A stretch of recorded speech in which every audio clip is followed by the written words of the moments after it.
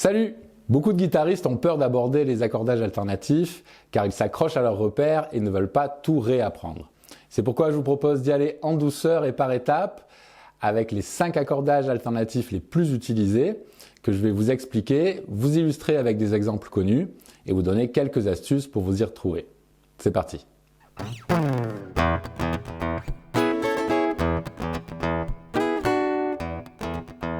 Le drop D ou drop Ré est l'accordage alternatif le plus simple pour commencer puisqu'il suffit de descendre la corde de Mi grave d'un ton en Ré. Comme toutes les autres restent identiques, vos repères ne seront pas trop perturbés. Pour cela, il suffit de jouer la corde de Ré à vide, puis la corde de Mi grave en descendant jusqu'à atteindre la même note, un octave en dessous.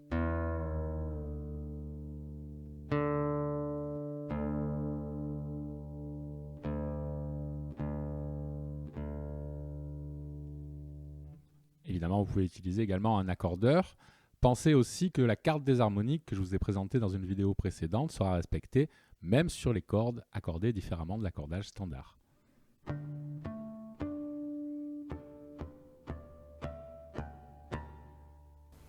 Accordage très intéressant puisqu'il augmente la tessiture, c'est-à-dire l'amplitude entre la note la plus aiguë et la note la plus grave de l'instrument, d'un ton plus bas avec ce Ré à vide.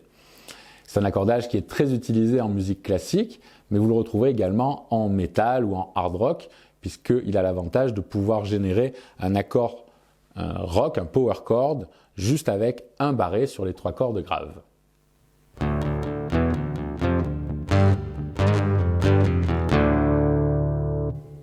On le retrouve dans de très nombreux riffs très connus, comme celui de Moby Dick de Led Zeppelin.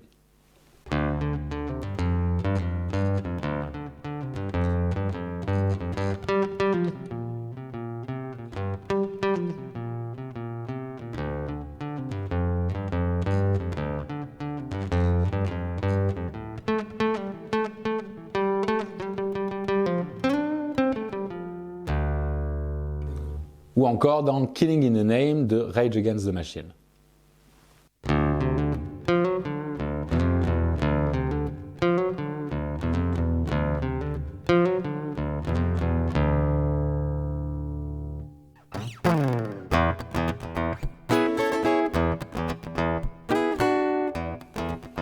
Deuxième accordage que je vous propose, le double drop D, qui est en fait une évolution du précédent.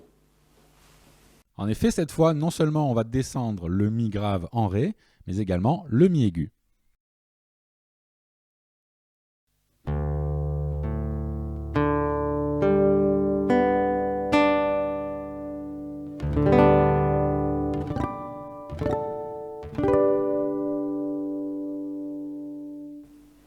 C'est un accordage que l'on retrouve notamment dans The End des Doors.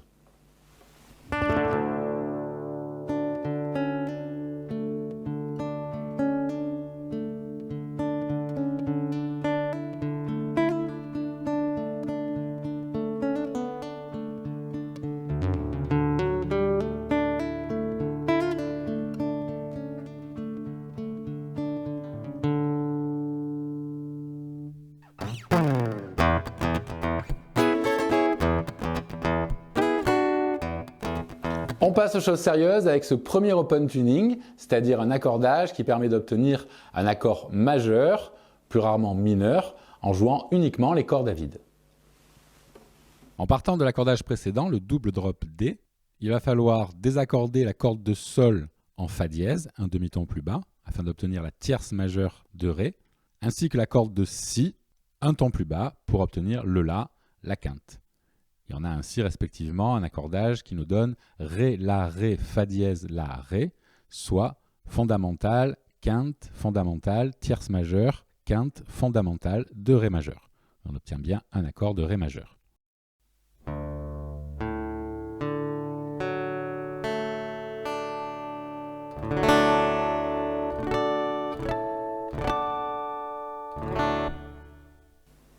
Cet accordage est très utilisé en blues, il est particulièrement adapté aux jeux avec bottleneck pour jouer en slide sur la guitare, comme la plupart des open tuning majeurs, puisque cela permet de retrouver les 3 accords du blues très facilement sur le manche de la guitare.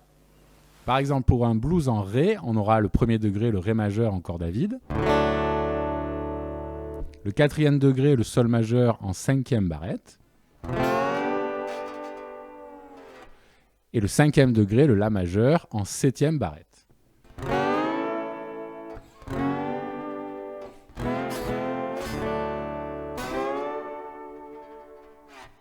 Pensez également que les deux cordes aiguës sont accordées un ton plus bas qu'à la normale, et donc on va retrouver les mêmes doigtés que la pentatonique de mi mineur pour la pentatonique de ré mineur ici.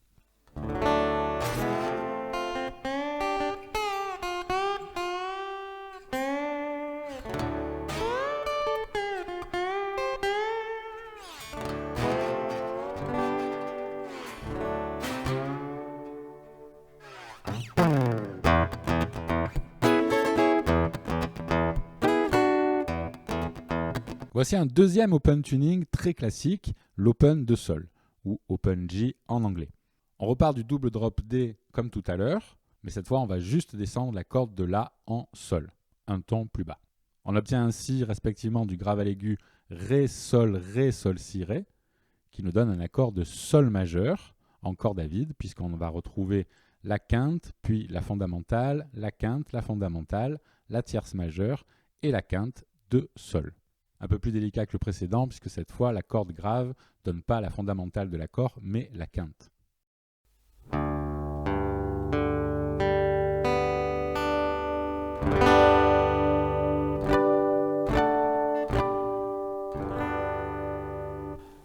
C'est un accordage également très utilisé chez les bluesman pour les raisons vues précédemment. C'est aussi l'un des accordages favoris de Keith Richards, le guitariste des Rolling Stones.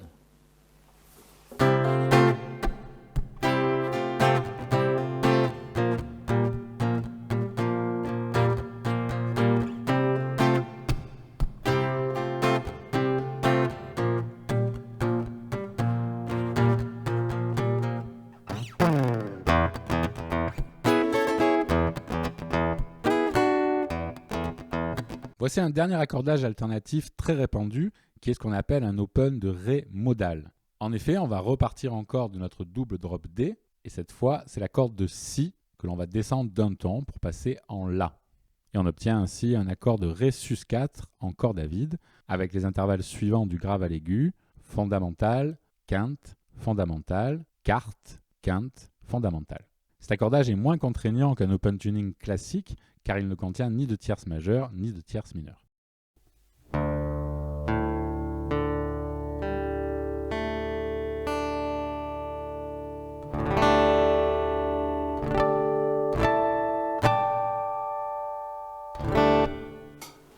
C'est un accordage qui a été popularisé par l'excellent guitariste français Pierre Bensoussan, que je vous conseille d'aller écouter si vous ne le connaissez pas. Il est également très utilisé en musique celtique car l'agencement de cet accordage permet de jouer des gammes en laissant résonner des notes, donnant une impression de harpe.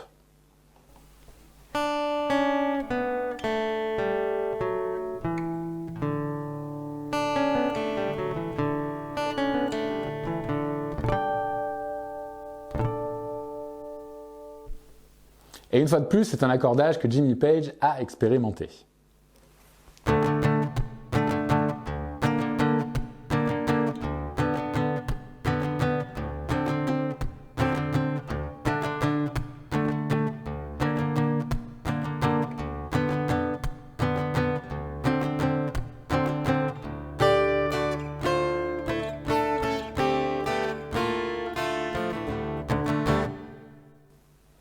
Il en existe évidemment beaucoup d'autres. En voici les principales catégories pour vous y retrouver avec quelques exemples. On va tout d'abord avoir la catégorie des accordages standards, dont vous connaissez le premier évidemment, c'est l'accordage le plus répandu, Mi, La, Ré, Sol, Si, Mi, que l'on peut accorder un demi-ton plus bas, c'est l'accord standard en Mi bémol, que vous allez retrouver notamment chez des guitaristes comme Jimi Hendrix, Kurt Cobain ou encore Slash qui l'utilisent assez fréquemment. Il a l'avantage d'offrir une tension un peu moins forte sur les cordes et du coup de faciliter les tirées de cordes. On va retrouver également cet accordage standard un ton plus bas en Ré. Ici, les intervalles entre les cordes ne changeant pas, tous vos doigtés vont se retrouver exactement identiques, c'est juste que vous jouez un demi ou un ton plus bas. Vient ensuite la catégorie des drops. On a vu le plus classique, le drop D, mais on peut également retrouver un drop de Ré bémol ou de Do dièse, qui est en fait un accordage standard en Mi bémol, où on a descendu la corde la plus grave d'un ton, comme dans le drop D par rapport au standard en Mi. On va également retrouver un drop Do, un drop C, qui est l'équivalent de l'accordage standard en Ré avec la plus grave descendue d'un ton. Ensuite vient la catégorie des doubles drops. On a vu le double drop D, et on peut également reproduire cet accordage à partir du drop de Ré bémol ou de Do dièse, ainsi que du drop Do. Vient ensuite la catégorie des open tuning, avec les open tuning majeurs. On en a vu deux, l'open de Ré et l'open de Sol. Beaucoup d'autres existent, notamment l'open de La ou l'open de Mi, ainsi que l'open de Do. Vous trouverez évidemment d'autres combinaisons d'accordage pour obtenir ces accords majeurs en corde à vide. Dans les open tuning, on peut retrouver aussi des open tuning mineurs que l'on va appeler cross note tuning. Voici un exemple d'open de Ré mineur avec un Fa bécard au lieu du Fa dièse par rapport à l'open de Ré. Mais on peut également retrouver des open de Sol mineur ou de La mineur par exemple. Il en existe évidemment bien d'autres. Viennent ensuite les open tuning modal. On a vu le plus célèbre, ce qu'on appelle le Dad-Gad, qui correspond à un Ré sus4. Voici un autre open tuning modal en La sus4, un Ré mineur add9 ou Ré add9. Ici aussi, les combinaisons sont quasi infinies. On peut citer également des accordages en quarte, notamment le guitariste Stanley Jordan qui l'utilise. Il permet d'éviter le changement de doigté dû à l'accordage standard entre Sol et Si, qui est une tierce et pas une quarte comme les autres cordes, et qui engendre souvent des problématiques sur les doigtés de gamme ou d'arpège. Par contre, beaucoup plus compliqué de jouer en accord dessus, les barrés ne fonctionnent plus très bien. Et enfin, je vous cite un accordage en quinte, qui est presque constitué uniquement de quintes, à part entre les deux cordes aiguës, où on a une tierce. C'est ce qu'on appelle le New Standard Tuning. C'est un accordage qui a été créé par le guitariste de King Crimson, Robert Fripp, que je vous déconseille d'utiliser si vous n'avez pas des cordes adaptées à ce genre d'accordage. Expérimentez, créez vos propres accordages, explorez, amusez-vous. C'est très intéressant de jouer avec un instrument accordé différemment où on casse complètement ses repères et on a l'impression de jouer sur un nouvel instrument. Ça peut donner énormément de choses intéressantes au niveau de la créativité. Voilà, ce cours est terminé, j'espère qu'il vous a plu. Si c'est le cas, n'hésitez pas à vous abonner, à me laisser un commentaire si vous avez des questions et on se voit dans une prochaine vidéo. Salut!